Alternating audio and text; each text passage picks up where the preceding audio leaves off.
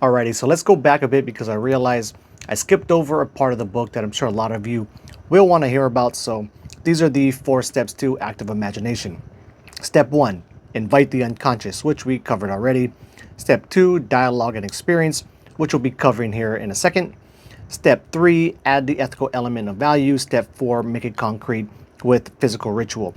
So these next parts of the book we're probably going to fly through really quickly. I hope it makes sense, but honestly, even after reading through this part of the book word for word, it still didn't make total sense to me yet either, which is why I had to go onto YouTube and find other people's takes on it to try and wrap my head around the practice and really try to learn how to do this properly. But nonetheless, we'll see how it goes. So step 2, the dialogue. Making a dialogue is mostly a matter of giving yourself over to the imagination and letting it flow. The basic attitude you want to show is a willingness to listen. Nothing gets a dialogue going as quickly as expression of feelings. It is extremely important to write down everything as it's happening and everything that is said. So as I've said in previous posts about this, I've had a really hard time with that.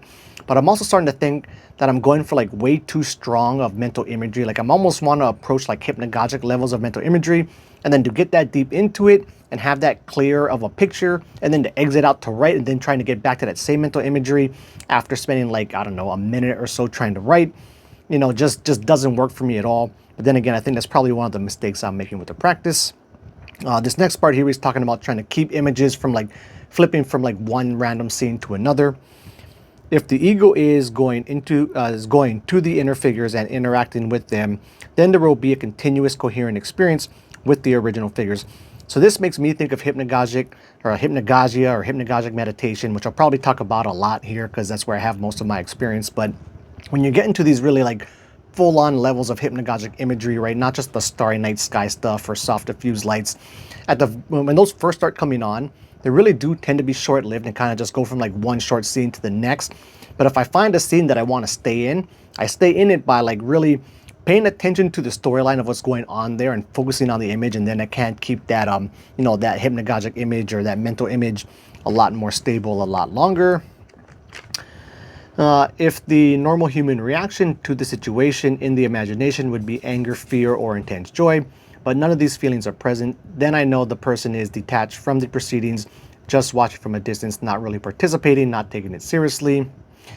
In active imagination, we cannot exert control over the inner persons or over what is happening. So this makes me think of one area of the whole hypnagogic practice that I barely ever hear get talked about, but you can learn to like interact with and like control the mental imagery a lot like you would do a lucid dream. And I know that's not at all what he's going for here, but that's just an interesting point about hypnagogia that I barely hear talked about that, I really love to explore the space that way.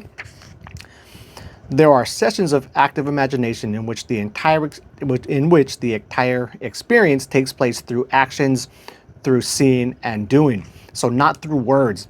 And so I've been trying to make more use of that, but when I do, I don't feel like I get really clear responses, from the dream. And I feel like I'm kind of just making up what the responses or what the feedback from it would be, which, as we covered in a previous video, maybe that's not all a bad thing because, he'll say it's still coming from my subconscious.